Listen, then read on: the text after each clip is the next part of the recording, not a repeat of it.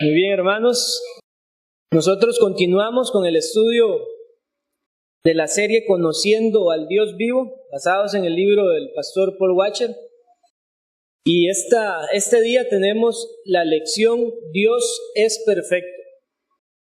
Créanme que estar aquí frente a ustedes exponiendo este tema es bastante difícil y de mucho temor. Lo hablaba con un hermano durante la semana. Vamos a hablar del Dios perfecto y nosotros siendo imperfectos. Y en suma debilidad vengo esta mañana delante de ustedes pidiéndole al Señor que se vea glorificado a través de esta enseñanza. Pero lo cierto es que la Escritura afirma de muchas maneras que Dios es perfecto y lo hace principalmente enfocándose en cada uno de sus atributos o de su carácter santo, de sus perfecciones, como hemos venido estudiando durante el transcurso de todas estas lecciones.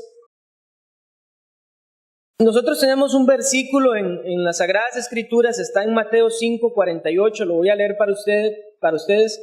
Dice así: sed pues vosotros perfectos, como vuestro Padre que está en los cielos es perfecto.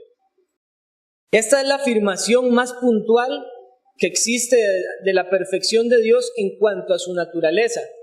Sin embargo, es muy probable que este versículo esté refiriéndose o enfocando la perfección de Dios hacia su santidad. Pero lo cierto es que sí, la Biblia atestigua muchas veces, aunque este versículo no estuviera en la palabra del Señor, de que Dios es perfecto. Así que esta enseñanza de Dios es perfecto es básicamente lo que entrelaza todos los demás atributos del Señor. Y quiero aclarar aquí algo que debería estar siempre en nuestras mentes a lo largo de este estudio, es que aunque nosotros hacemos una distinción de lo que llamamos los atributos de Dios, por ejemplo, que Dios es amor, que Dios es ira, que Dios es santidad, ¿verdad? O Dios es santo, Dios es justo, Dios es bueno, no podemos hacer en nuestras mentes como que Dios es la suma de cada uno de sus atributos, porque Dios es espíritu simple. Él es indivisible, Él es el que es, ese es el nombre que Él dio a conocerse de sí mismo, yo soy el que soy. Entonces estamos distinguiendo aspectos para nuestro provecho del carácter de Dios, pero Dios es el que es, Él no es indivisible. Así que aunque nosotros podemos hablar de que Dios ama a nosotros, ¿verdad? Dios ama a su pueblo, la forma más correcta sería Dios es amor. Y eso lo diferencia con respecto a cualquier otra cosa creada. ¿En qué sentido? En que nosotros sí estamos compuestos por diferentes partes. Un ejemplo, nosotros podemos amar más o amar menos de acuerdo a las circunstancias. Nosotros podemos enojarnos en diferente medida, ¿verdad? También de acuerdo a las circunstancias, porque hay cambios que nosotros experimentamos tanto a nivel físico como a nivel mental y emocional. Pero Dios no está sujeto a pasiones, Él es el que es, Él es espíritu perfecto, como lo habíamos visto también en la lección de la espiritualidad de Dios. Entonces, lo que vamos a ver esta mañana es básicamente enfocarnos en la perfección de Dios a través de sus atributos. Hay algunos versículos que nos van a enseñar esto, pero sobre todo vamos a ver la perfección del Señor a través de su obra y a través de su voluntad, que es de suma importancia. Entonces lo que nosotros podemos afirmar es que debido a la propia naturaleza perfecta de Dios, todo lo que proviene de Él es también perfecto. Y esto, hermanos y amigos, es un grande consuelo para nosotros al entender que cualquier circunstancia que nosotros atravesamos, aunque sea nuestro propio entendimiento algo malo, ¿verdad? O no placentero, está dado por la absoluta perfección y soberanía de nuestro Dios. Y nada se escapa de sus manos. Y ya vamos a ver varios versículos que nos hablan de esto. Tenemos entonces el primer punto de esta clase, es que Dios es en sí mismo perfecto. Y les reitero, cuando hablamos de la perfección de Dios, estamos hablando entonces de sus atributos. Por ejemplo, nosotros podemos decir que Dios es perfecto en amor, es perfecto en santidad, es perfecto en justicia. Y lo que quiere decir esto es que Dios es completo. A Él no le hace falta absolutamente nada. Él no puede ser mejor porque ya Él es perfecto. Ni Él tampoco puede disminuir en su esencia porque Él es perfecto. Y a diferencia de nosotros que obtenemos conocimiento y sabiduría a través de la experiencia. Dios no. Dios es conocimiento, Dios es sabio. En esencia, Él conoce absolutamente todas las cosas sin necesidad de verlas en el futuro, porque Él conocía las cosas aún antes de su propia existencia. Y como lo dice Stephen Charnock, Dios no sería perfecto sin sabiduría. Es el más eminente y distinguido de sus atributos. Entonces, el hecho de que Dios es perfecto está vinculado muy estrechamente a la sabiduría de Dios. Y sabemos además que conocimiento y sabiduría son términos que la Escritura pone como diferentes, aunque están también muy relacionados. Entonces lo que vamos a ver todos los atributos de Dios que completan su perfección, pero también vamos a estar hablando constantemente de su sabiduría, principalmente cuando lleguemos al punto de su voluntad. Entonces quisiera que abrieran sus Biblias en Isaías capítulo 40. Voy a hacer una lectura rápida de este capítulo para no detenernos mucho.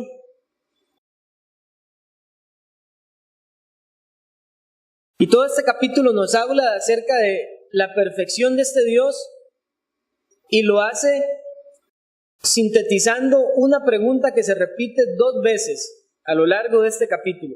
En el versículo 18 y en el versículo 25 encontramos: ¿a qué pues me haréis semejante? Y vean lo que dice la palabra del Señor. Consolaos, consolaos, pueblo mío, dice vuestro Dios. Hablad al corazón de Jerusalén.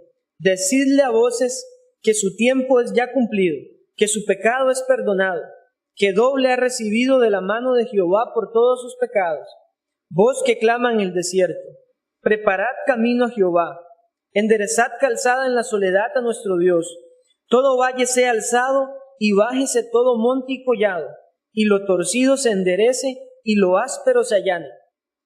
Y se manifestará la gloria de Jehová, y toda carne juntamente la verá, porque la boca de Jehová ha hablado. Voz que decía: da voces, y yo respondí: ¿qué tengo que decir a voces? Que toda carne es hierba, y toda su gloria como flor de campo. La hierba se seca y la flor se marchita, porque el viento de Jehová sopló en ella. Ciertamente como hierba es el pueblo. Sécase la hierba, marchítase la flor, mas la palabra del Dios nuestro permanece para siempre. Súbete sobre un monte alto, anunciadora de Sión. Levanta fuertemente tu voz, anunciadora de Jerusalén.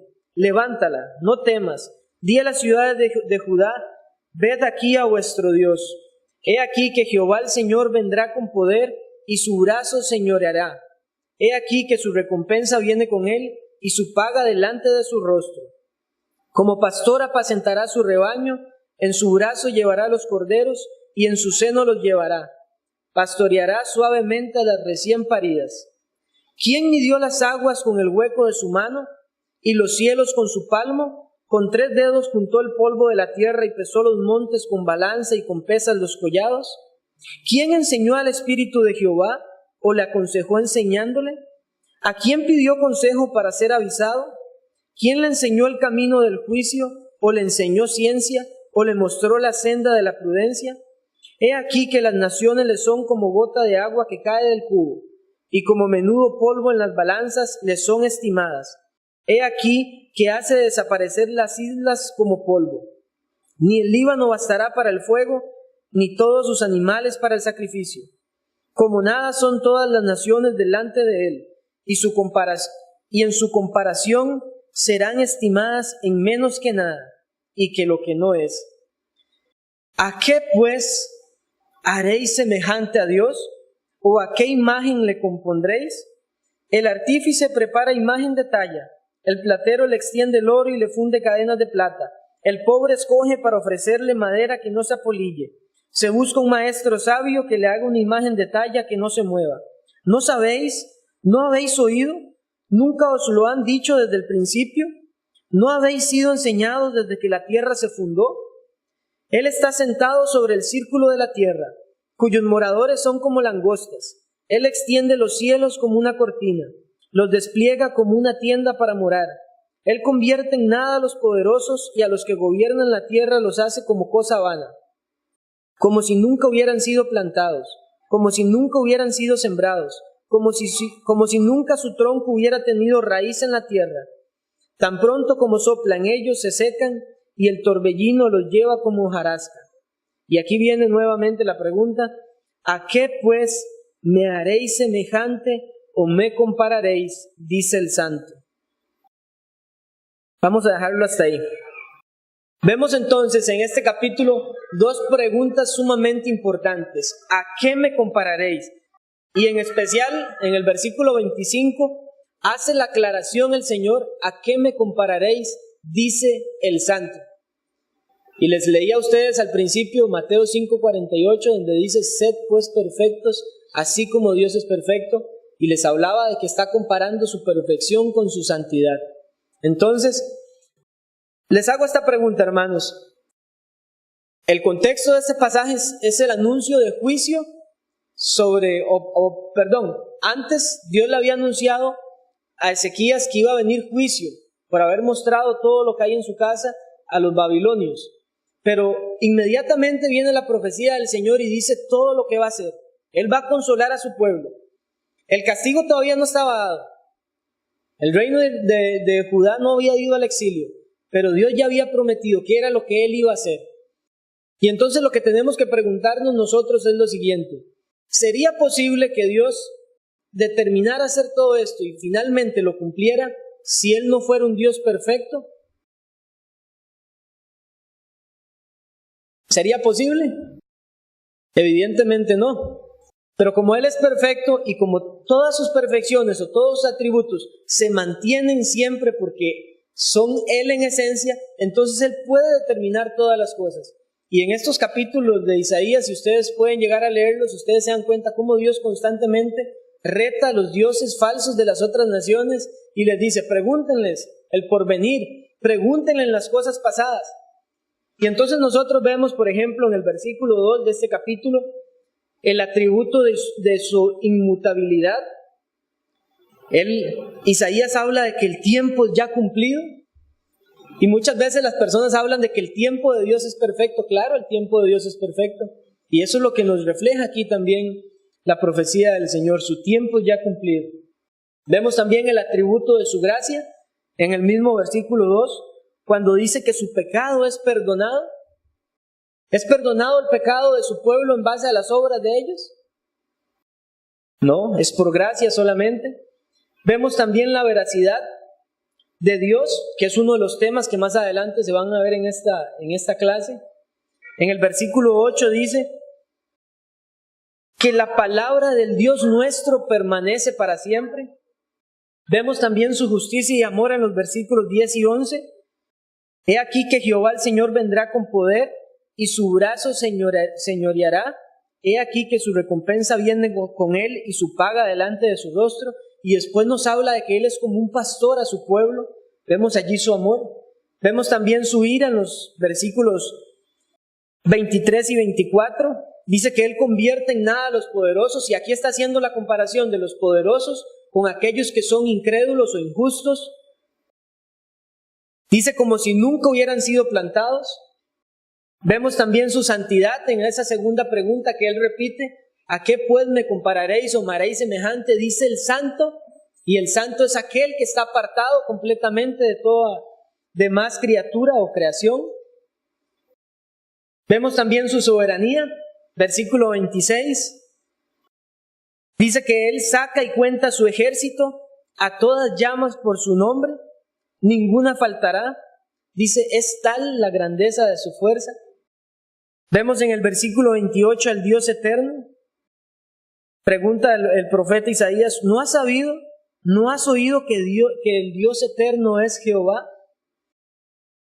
Y en los versículos 12 y 14, del 12 al 14, vemos también la sabiduría de Dios. ¿Quién midió las aguas con el hueco de su mano y los cielos con su palmo? Con 3 dedos juntó el polvo de la tierra y pesó los montes con balanza y con pesas los collados. ¿Quién enseñó al Espíritu de Jehová o le aconsejó enseñándole? Y nosotros habíamos hablado de que Jehová, Dios eterno y verdadero, no tiene cuerpo. Eso tenemos que tenerlo claro. Aunque algunas ideas filosóficas se han levantado en este asunto, las Escrituras afirman que Dios es un ser incorpóreo, Él es espíritu. Pero Dios habla de tal forma que nosotros podamos entenderle, y aún así, aunque esto es simplemente una forma metafórica de hablar, de que Él midió las aguas con el hueco de su mano, aún así nos da la idea de un ser sumamente grandioso, como lo vimos en la lección anterior. Porque inmediatamente donde nosotros leemos este pasaje, nuestra mente va a tratar de imaginarse una gran mano, ¿cierto? ¿O me equivoco? Pero Dios es espíritu, sin embargo, aún así, a través de esta metáfora, que resulta ser imperfecta para nuestro Dios perfecto, ya nosotros podemos ver la grandeza de este Dios. En un pasaje de Job, capítulo 17, Eliú le dice a Job: ¿has considerado tú las nubes? ¿Quién las dispone de esa manera? Es el conocimiento del perfecto. Y yo hablaba con un hermano durante esta semana de que nosotros podemos ver la perfección de Dios, como lo vamos a ver ahorita, en su creación y en cosas tan cotidianas para nosotros, que sin embargo dejamos de meditar o dejamos de lado porque para nosotros son tan constantes, son tan naturales, pero todas estas cosas reflejan la sabiduría de Dios. Y esa pregunta de Eliú a Job, lo que le estaba diciendo es: ¿cómo se sostienen las nubes? ¿Cómo es posible que el movimiento de ellas sea hacia donde Él quiere? ¿Tú puedes entender, hermano? ¿Cómo las nubes se mueven? ¿Cómo tienen formas diferentes? ¿Cómo se llenan con el agua y traen lluvia? ¿Tú puedes entender el movimiento de la corriente del mar? No puedes, pero estamos tan acostumbrados a verlo de una forma tan natural que eso no nos permite a nosotros pensar en la perfección de este Dios maravilloso.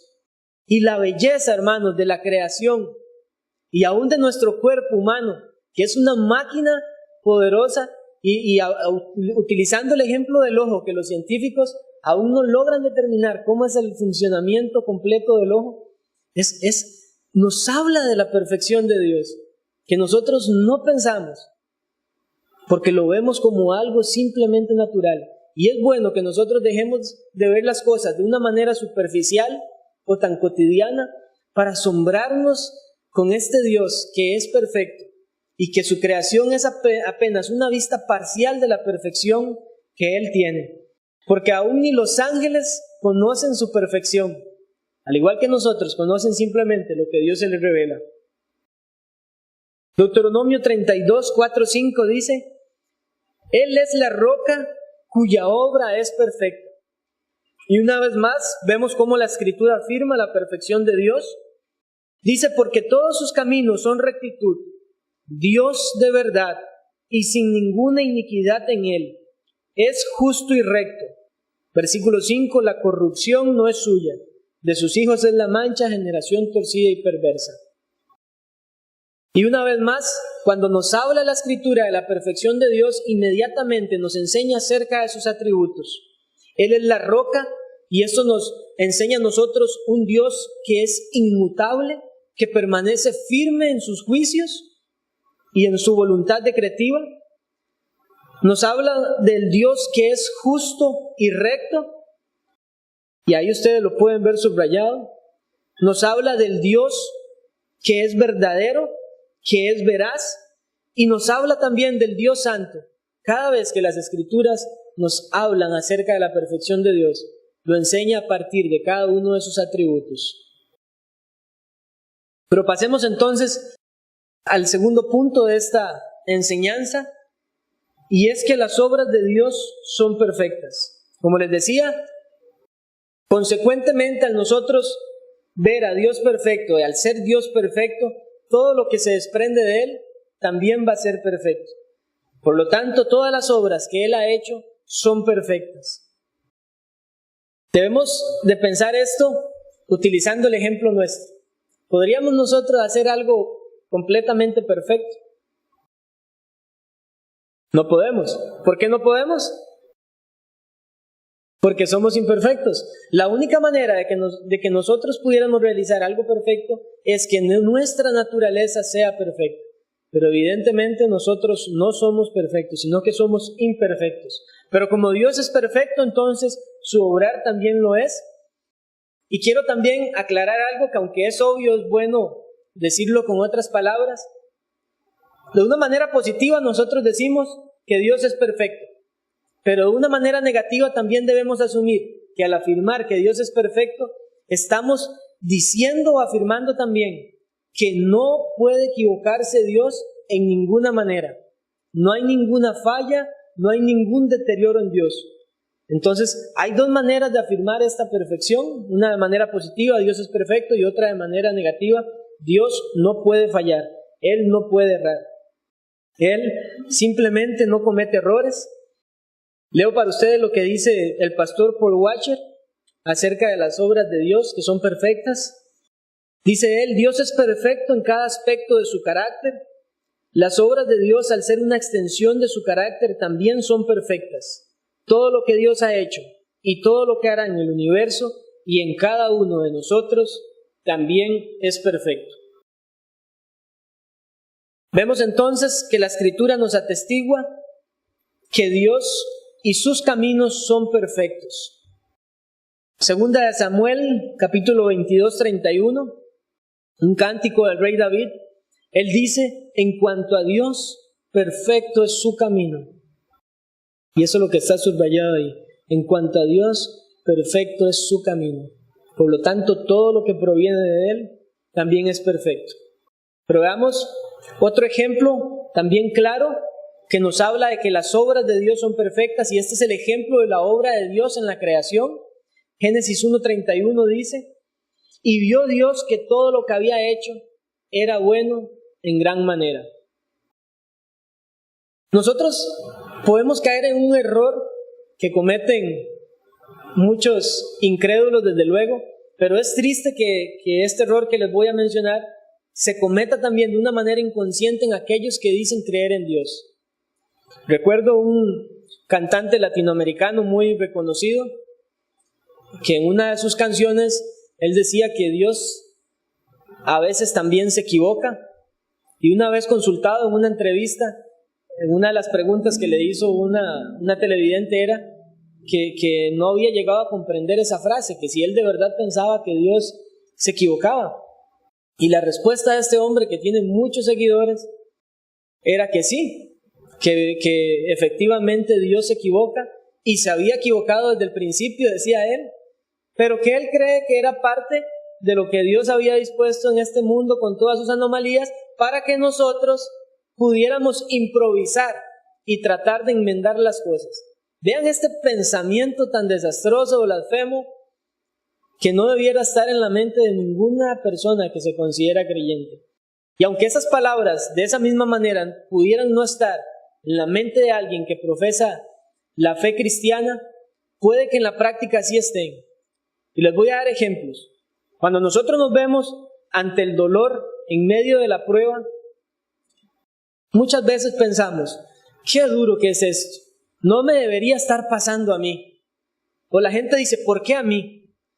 Y eso es una murmuración contra la perfección de Dios.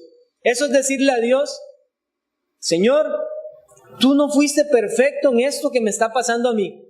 Yo creo que yo lo hubiera hecho mejor. Pero la Biblia nos enseña que nosotros debemos tener sumo gozo cuando seamos hallados en diversas pruebas, porque la prueba de vuestra fe produce paciencia. Dice, entonces, la Escritura también, otros versículos del apóstol Pablo y Pedro nos afirman de que Dios prueba la fe de su pueblo y la corrige, o sea, la hace más preciosa, la purifica como el proceso purificador del oro. Así que cuando nosotros estamos pasando circunstancias adversas a nuestro criterio, lo primero que tenemos que hacer es glorificar a Dios, porque su obra fue perfecta en medio de nosotros. Romanos dice que todas las cosas les ayudan a bien a los que aman a Dios. Esto es, a los que conforme a su propósito son llamados. La gente tiene dificultades con aceptar su cuerpo, su imagen. Estamos en un mundo lleno de vanidad. Me parece que debería ser más delgado, más delgada, dicen las mujeres. Los hombres me parecen que debería ser más robusto, debería tener más músculo, porque no están contentos con las obras del Señor en cada hombre. Y hay entonces una afrenta contra el carácter perfecto de Dios. Y las personas están insatisfechas porque no han visto al Dios perfecto, que obra perfectamente en medio de sus obras. Pero también vemos la perfección de Dios a través de su sabiduría. Eclesiastés 3:14, palabras de Salomón: he entendido que todo lo que Dios hace será perpetuo. Sobre aquello no se añadirá, ni de ello se disminuirá. Y lo hace Dios para que delante de Él teman los hombres. Dios decretó todo absolutamente de manera perfecta. Nosotros no podemos cambiar los planes de Dios. Y hay muchos que creen que pueden hacerlo. Están constantemente tratando de ayudar a Dios. Y no caigamos nosotros tampoco en ese error, hermanos. A veces llegamos delante del Señor en oración pensando que Dios tiene que hacer todo lo que nosotros querramos. Y vamos a ver que al ser Dios perfecto y su voluntad perfecta, nuestra oración también tiene un modelo a seguir. Ya lo vamos a ver más adelante. Pero entonces, nosotros no podemos tan siquiera contar todos nuestros cabellos. Qué interesante. Y la Escritura enseña que Dios tiene todos nuestros cabellos contados. Había hace muchos años, no sé si ese dato ahorita será correcto, pero recuerdo hace muchos años que se decía que cada día el cabello del hombre bota 100 pelitos. Y aún así Dios tiene el conocimiento de nuestros cabellos. Aún de los que no tienen, ya sabe que no tienen. Pero este es el Dios perfecto que nos debe admirar a nosotros, que nosotros debemos reconocer, que nosotros debemos admirar. Ese es el Dios soberano, que todo lo hace bien hecho. Y nosotros no podemos pretender cambiar el plan de Dios, sino que debemos nosotros sujetarnos a su voluntad y a sus obras. Dios perfecto moldea a su pueblo que es imperfecto. ¿Alguien quisiera leer Efesios 2:10 en alta voz, por favor?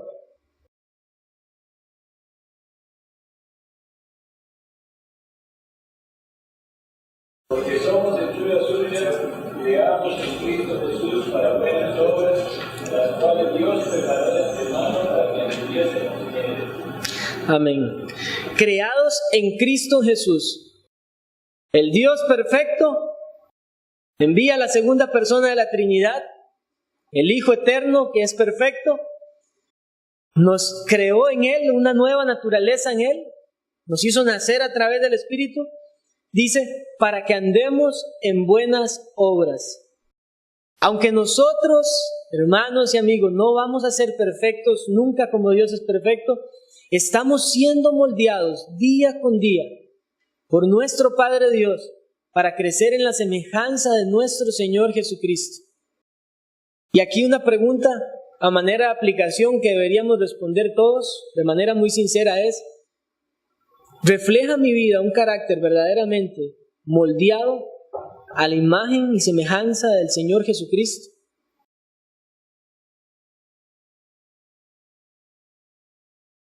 Pero también un versículo más que nos habla de la perfección de este Dios que hace su obra perfecta en medio de su pueblo.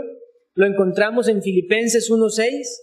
Dice Pablo, estando persuadido de esto, que el que comenzó en vosotros la buena obra, la perfeccionará hasta el día de Jesucristo.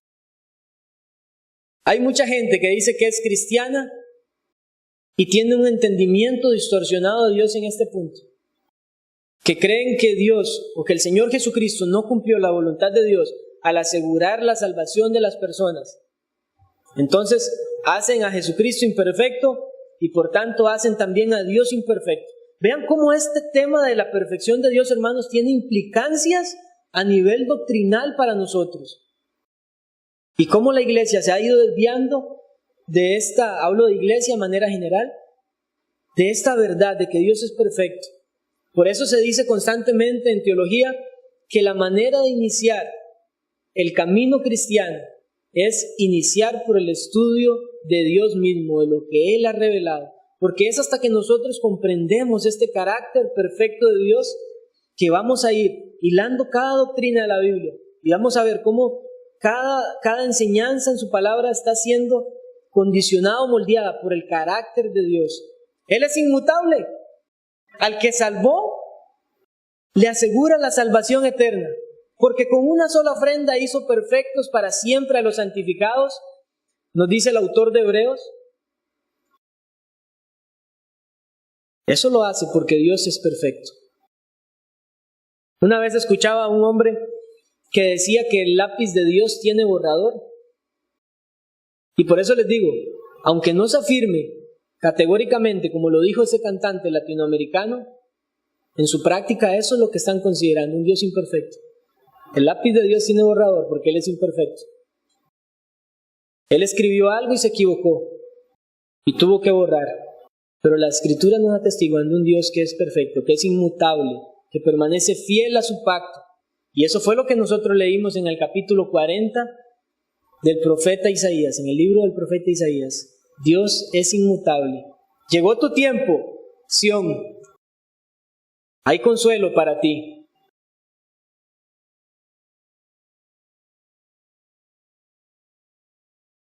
Vayamos entonces al tercer apartado de esta lección. Tiene por título: La voluntad de Dios es perfecta. Y esto quiere decir que todo lo que Dios pensó y determinó y finalmente llevará a cabo es absolutamente perfecto. Y vamos a ver un pasaje de la Escritura que nos define cómo es la voluntad de Dios. Y siendo que esta voluntad es perfecta, debería entonces a nosotros sacarnos cualquier tipo de preocupación. Ahora, claro que cuando las Escrituras nos dice que debemos tener sumo gozo en medio de las dificultades, no quiere decir que nosotros dejemos de lado nuestras emociones que han sido dadas también por parte de Dios.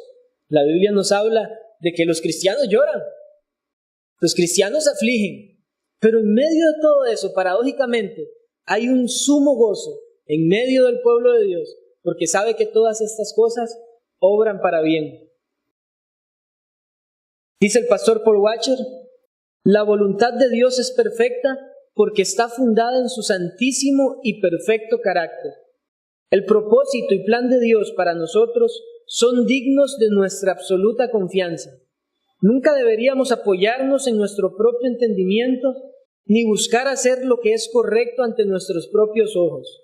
Por el contrario, deberíamos confiar en Dios y obedecer su palabra, las santas Escrituras.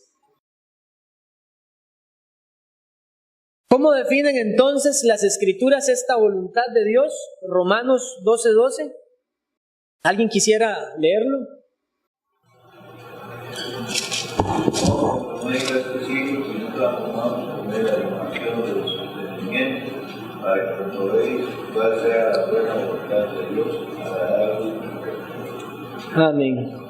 Nos define entonces la palabra de Dios, la voluntad de Dios, como buena. ¿Qué más?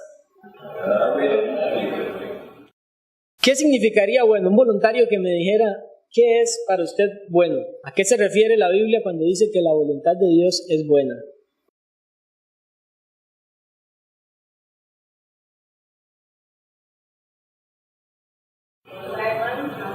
Que no trae mal, ajá. Que es beneficiosa, ¿verdad? Cuando hablamos de que es buena, estamos hablando de que es beneficiosa, de que es para nuestro provecho. Sin embargo, son preguntas que, a razón de hacerlas, deberían contestarse rápidamente. Si es que estamos comprendiendo a nuestro Dios. Pero muchas veces lo que les decía, hermanos y amigos, no estamos meditando correctamente en la palabra de Dios. Y leemos versículos como este, de que la voluntad de Dios es buena, agradable y perfecta. Y ni siquiera meditamos en el concepto que encierra en sí cada uno de estos adjetivos. ¿Es agradable? ¿Quiere decir que es placentera? El apóstol Juan decía que los mandamientos del Señor no son gravosos. Así que alguien que diga, qué difícil es cumplir la voluntad de Dios y se está quejando constantemente de que es tan difícil, esa persona no ha experimentado al Dios de la Biblia, no le ha conocido, no le ama. Porque la verdad de su palabra nos dice que sus mandamientos no son gravosos. Y el apóstol Pablo en el libro de los Gálatas dice que la fe de los creyentes es la fe que obra por el amor. Y cuando nosotros verdaderamente amamos a una persona, nos damos en sacrificio, no con ese pensamiento en nuestra mente, uy, qué difícil, sino que lo hacemos de una forma voluntaria y con regocijo. Y eso es lo que nos dice que la voluntad de Dios es agradable.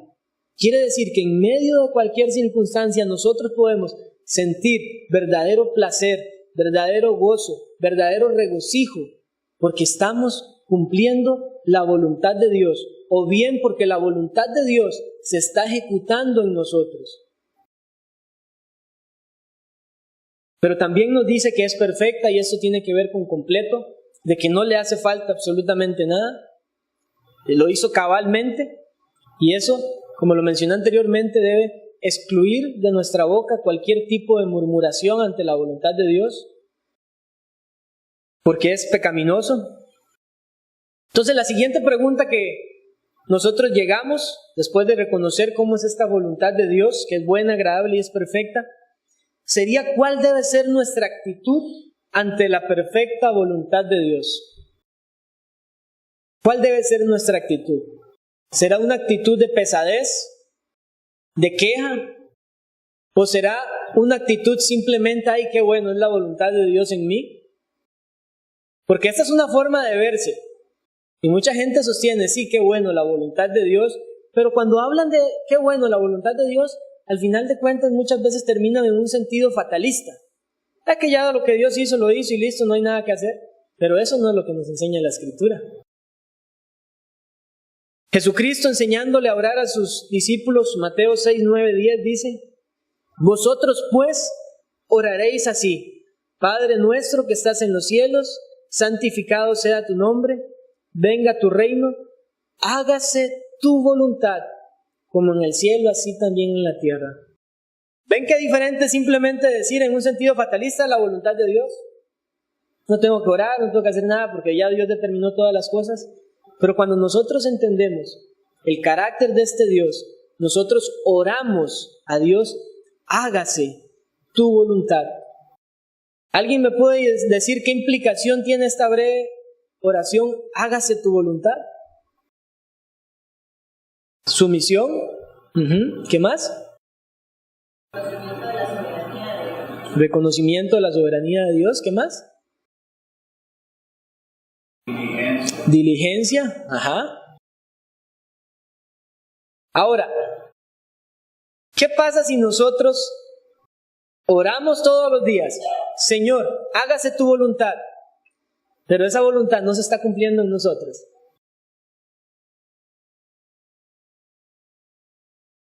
¿Sería esa la verdadera actitud que Jesús le está enseñando ahí a sus discípulos? Claro que no. Porque cuando nosotros le decimos al Señor, hágase tu voluntad, estamos reconociendo primeramente lo que acabamos de ver, que su voluntad es perfecta.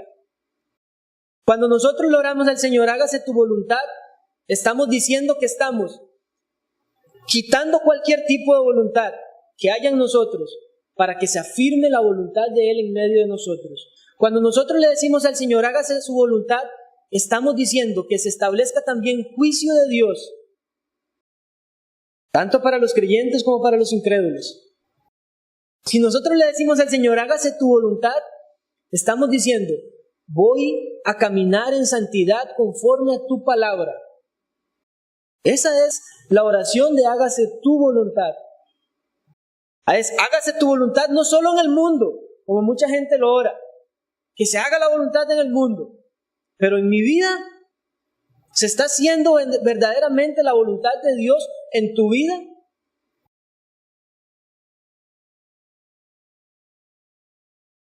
Y es grave el pecado cuando nosotros conocemos lo que es la voluntad de Dios y no la hacemos.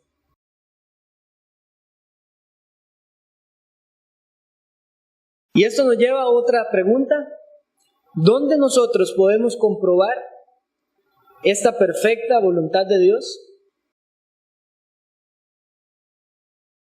¿En sueños? ¿En pensamientos que nos llegaron a la mente en un momento? No, esto no es intuitivo. La voluntad de Dios no la conocemos a manera de intuición o de sueños o de circunstancias. Dios es Dios y Él puede obrar de distintas maneras y hacer entender a los hombres a partir de diversas circunstancias, pero no es allí donde nosotros encontramos la voluntad de Dios. Nosotros encontramos y comprobamos la voluntad de Dios en las Sagradas Escrituras. Segunda de Timoteo 3:16-10 dice, 3:16-17. Está mal puesto ahí. Toda escritura es inspirada por Dios y útil para enseñar, para redarguir, para corregir, para instruir en justicia, a fin de que el hombre de Dios sea perfecto, enteramente preparado para toda buena obra. Solo aquí, hermanos, podemos nosotros comprobar la buena voluntad de Dios, que es agradable y que es perfecta. Solo en su palabra. Y mucha gente ha cuestionado la palabra del Señor porque ha sido escrita por hombres, pero este versículo nos afirma que fue inspirada por Dios. Es decir, que Dios sopló e inspiró a los hombres que escribieron esta palabra. Y a pesar de que a través de los años es el libro que más se ha tratado de refutar, se ha hecho siempre sin éxito. Y aún así hay personas que están en contra de esta palabra. Conozco personas que profesan fe evangélica y aún así también afirman que la palabra de Dios puede contener errores. Una vez más, ¿cuál es la suposición a la que se llega en esto? Que Dios es imperfecto. Porque el Dios perfecto preservó de manera perfecta su palabra para revelárnosla a nosotros, que podamos conocer su carácter que es perfecto, que es santo, que es inmutable, y por eso nos dice, vosotros pues sed perfectos como vuestro Padre que está en los cielos es perfecto. Entonces, ¿qué nos enseña la palabra del Señor? Nos redarguye, nos corrige, nos instruye en justicia, a fin de que el hombre de Dios sea perfecto, sea íntegro, sea completo, sea maduro. Y eso es lo que hace la palabra del Señor. Así que es una fuente veraz para nuestro conocimiento de Dios. Tenemos entonces que la voluntad de Dios es buena, es agradable, es perfecta. Debemos tener una actitud de sumisión a la voluntad de Dios. La comprobamos en las Sagradas Escrituras. Pero entonces, ¿cómo nosotros podemos hacer la voluntad de Dios?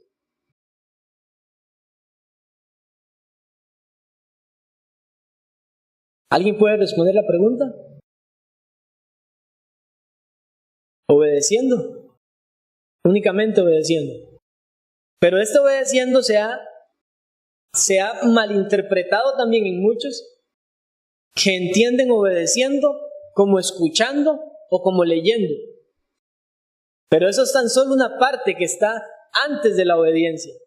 Josué 1:8 dice, nunca se apartará de tu boca este libro de la ley, sino que de día y de noche meditarás en él, para que guardes y hagas conforme a todo lo que en él está escrito. Para que guardes y hagas conforme a todo lo que en él está escrito. Meditar, guardar o hacer. Solo así nosotros podemos verdaderamente llevar a la práctica la oración de hágase tu voluntad, obedeciendo la palabra del Señor. Y Santiago 1:22 también lo dice de otra manera.